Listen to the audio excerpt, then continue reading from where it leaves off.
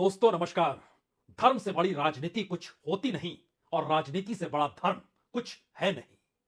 रास्ता एक ही है या रास्ता दो है, क्योंकि आज ही के दिन संयोग ऐसा बना कि एक तरफ धर्म की राजनीति थी और दूसरी तरफ राजनीति का धर्म था। और इस दोराहे पर खड़े भारत के सामने एक संकट तो है। राजनीतिक तौर पर उसकी सक्रियता धर्म पर चोट करती हुई दिखाई देती है और धर्म के रास्ते चलते हुए राजनीति बार बार लहूलुहान हो ही जाती है।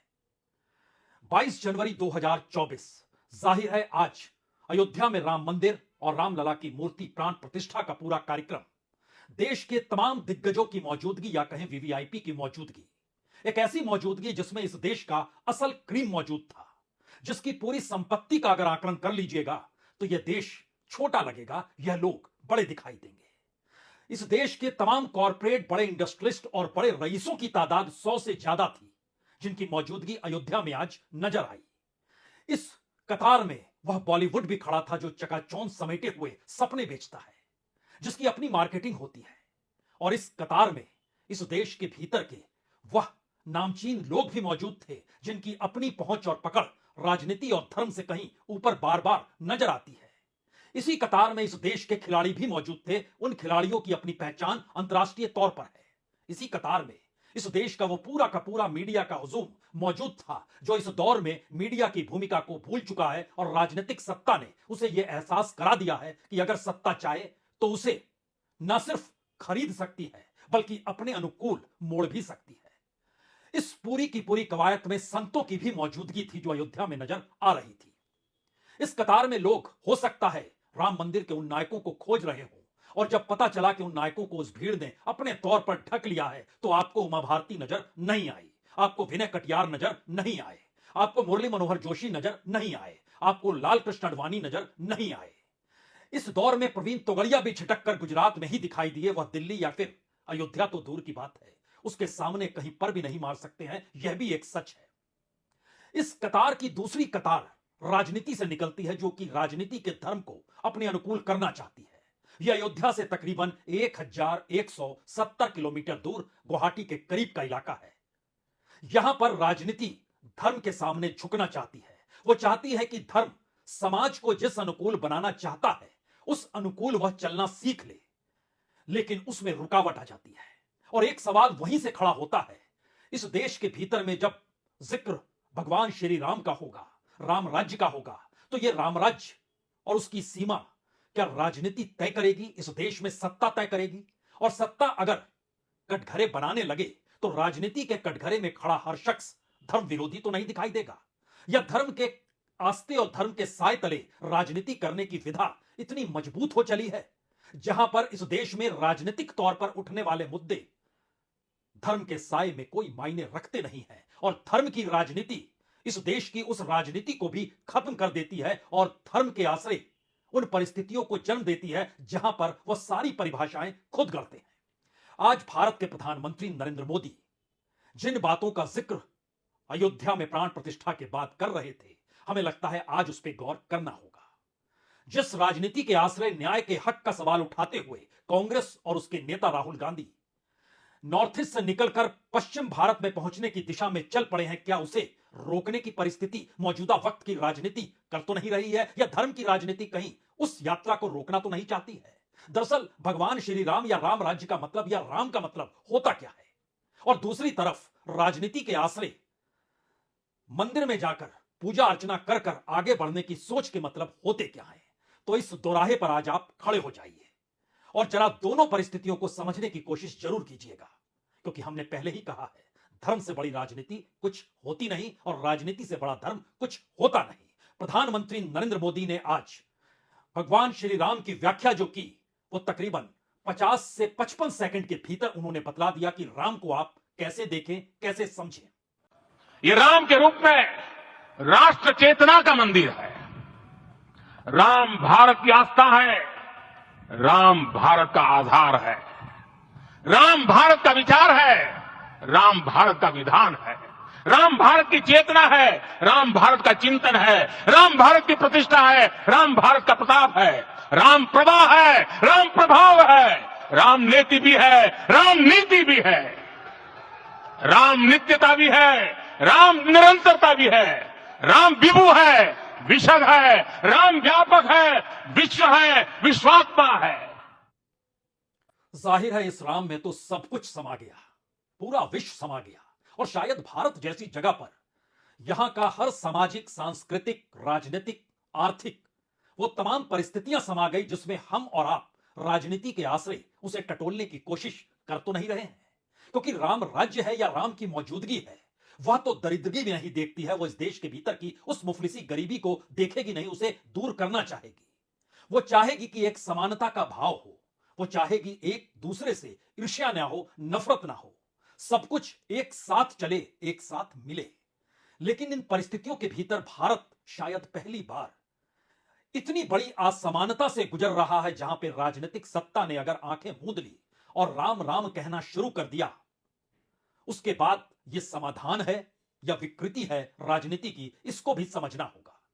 इस देश के भीतर में राम राज्य की परिकल्पना लोगों के जहन में है। इस दौर में राजनीति के जरिए सामाजिक उत्पीड़न और सामाजिक सांस्कृतिक त्रासदी भी इस देश के जहन में है। इसीलिए इन दो परिस्थितियों से दूर जब एक तरफ अयोध्या में प्रधानमंत्री राम के मायने बतलाते हैं, तो दूसरी तरफ 1170 किलोमीटर दूर राहुल गांधी सड़क पर बैठे हुए महात्मा गांधी को याद करते हैं और इर्द गिर्द बैठे हुए लोग रघुपति राघव राजा राम पतित पावन सीता राम इसका पाठ करना शुरू कर देते हैं। लेकिन यह क्यों हुआ, पहले देखिए।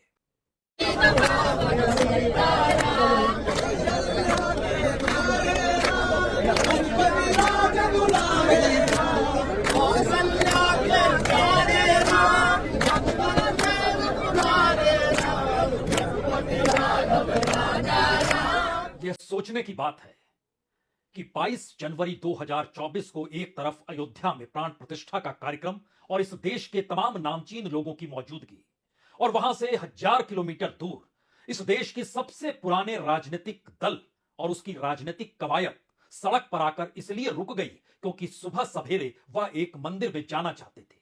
ऐसा नहीं है कि मंदिर में जाने की इजाजत ली नहीं गई, इजाजत भी ली गई और जानकारी भी दी गई कि कितने बजे आएंगे। लेकिन एक झटके में तय किया गया कि नहीं, जब तक अयोध्या में सारे कार्यक्रम हो नहीं जाते हैं उससे पहले मंदिर में आने की इजाजत नहीं होगी। तो एक सवाल हर जहन में उठने लगा, क्या वाकई इस दौर में एक ही शख्स मंदिर जा सकता है या एक ही शख्स को मंदिर में जाने नहीं दिया जाएगा?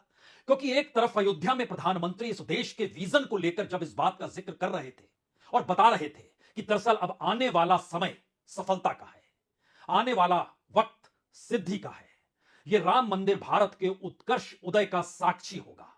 मंदिर सिखाता है कि लक्ष्य प्रमाणित हो तो उसे हासिल किया जा सकता है।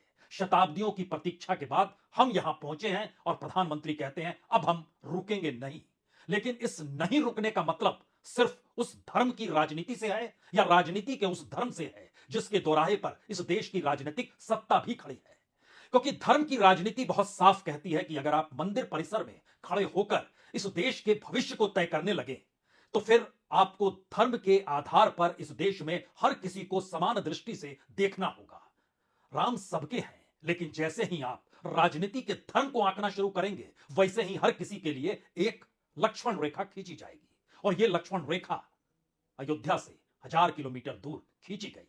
और इसीलिए वहां बैठे हुए और बैठने से पहले सवाल जवाब राहुल गांधी वहां के सुरक्षा कर्मियों से कर रहे थे, जो आदेश वहां की राजनीतिक सत्ता यानी वहां के मौजूदा सरकार की ही मानते हैं।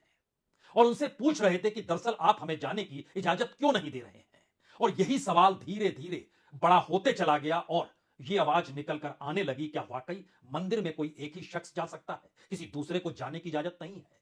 यह सवाल अयोध्या से 1170 किलोमीटर दूर निकला था, लेकिन इसकी आवाज दिल्ली को सुनाई दे रही थी। क्या यह माना जाए, राजनीति से बड़ा धर्म कुछ नहीं, इसीलिए राहुल गांधी वहां पर संघर्ष करने के लिए आज सड़क पर बैठ गए, तमाम कार्यकर्ता बैठ गए, तमाम न्याय के हक की लड़ाई और उस यात्रा में निकले हुए तमाम यात्री बैठ गए और यह सोचकर बैठ गए कि दरअसल इससे बड़ी राजनीति कुछ हो नहीं सकती है। और राजनीति का धर्म कहता है कि धर्म के नाम पर राजनीति के आश्रय आज उसी के चौखट पर बैठ जाया जाए।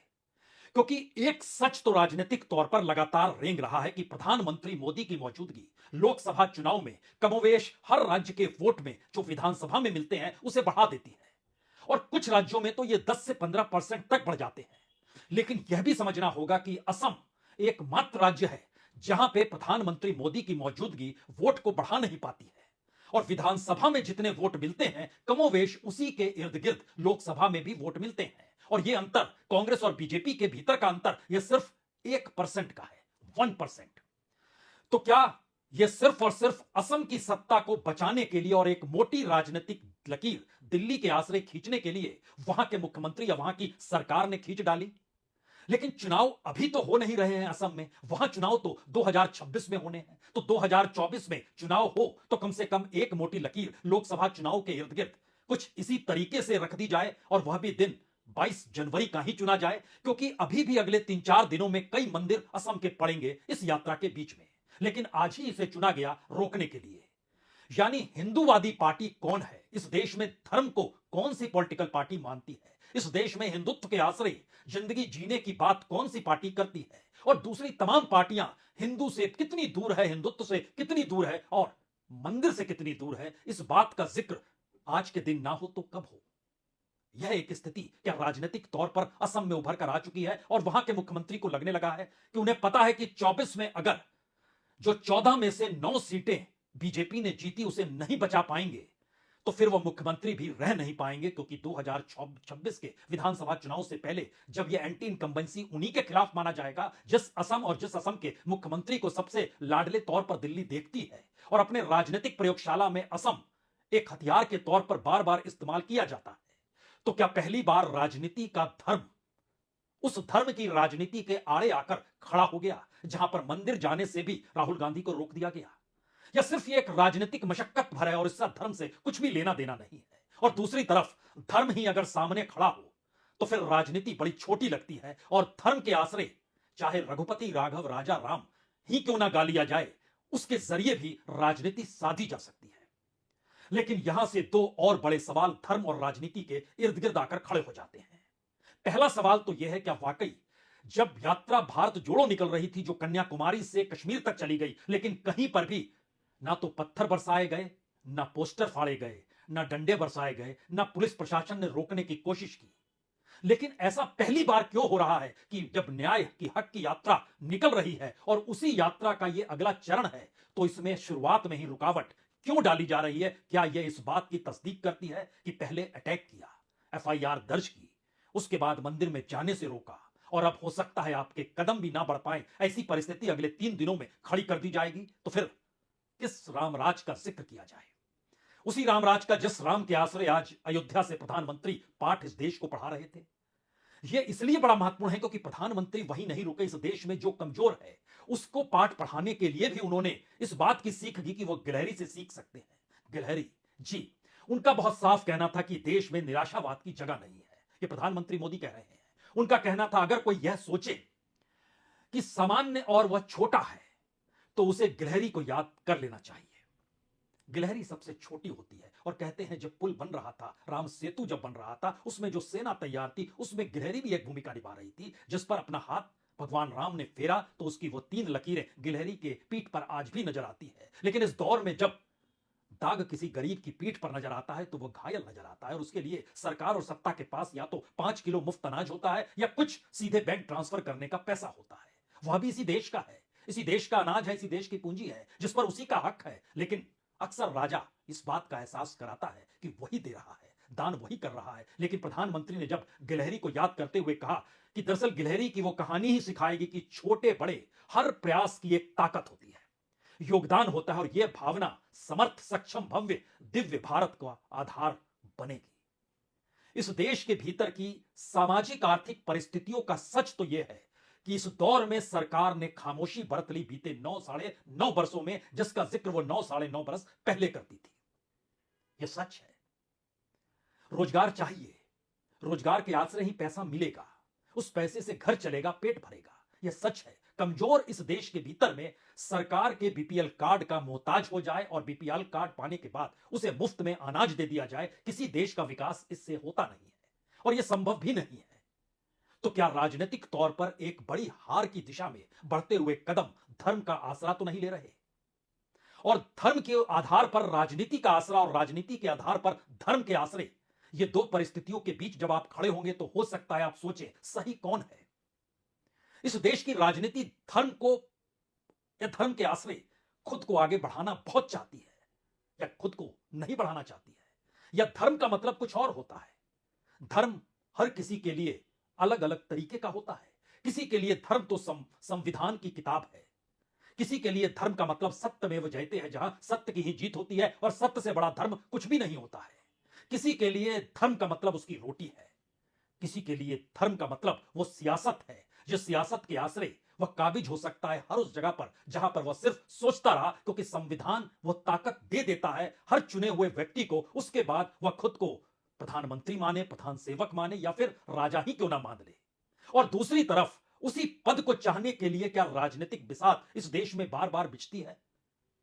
लेकिन पहली बार मंदिर में जाने को लेकर रोक, पहली बार मंदिर में खड़े होकर इस देश के विजन का जिक्र, पहली बार मंदिर बनाने के पीछे संघर्ष को भी उसी राजनीति में लपेटने की कोशिश, पहली बार मंदिर के लिए संघर्ष करने वाले नायकों को उन तस्वीरों से दूर रखने का प्रयास, जद्दोजहद, और पहली बार राजनीतिक तौर पर इस देश के भीतर खुद को मथते हुए और लोगों को उसी मथी हुई राजनीति की प्रक्रिया के साथ खड़े करने के लिए जागृति पैदा करने की दिशा में बढ़ते हुए कदम, क्या सभी को एक साथ एक कतार में खड़ा किया जा सकता है? असंभव है, असंभव है। ये बहुत सारे मंदिरों का इस देश में इसी तरीके से उद्घाटन हुआ है,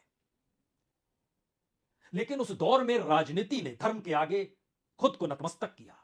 आप सोमनाथ का जिक्र कर लीजिए, आप हर इस मंदिर का जिक्र कर लीजिए जो आपके जहन में आता, और सोचना शुरू कीजिए वहां पर किन किन नेताओं की मौजूदगी थी, किन किन पॉलिटिशियंस की मौजूदगी थी, और उसमें इस देश के क्रीम का मतलब क्या होता था जब धर्म और आस्था का सवाल आता था। क्या बड़े इंडस्ट्रियलिस्ट होते थे? क्या बड़े कॉर्पोरेट होते थे? क्या बड़े खिलाड़ी होते थे? क्या बड़े कलाकार होते थे? या जिसकी भी फैन फॉलोइंग है इस देश के भीतर में, जिसकी लोकप्रियता कुछ भी है, उस लोकप्रियता के आसरे क्या वाकई राजनीति इस देश में अब इस दिशा में साधी जा रही है जिस राजनीति के आसरे राजनीति को ही धर्म बनाकर लोगों के सामने रखने का कहीं यह प्रयास तो नहीं है?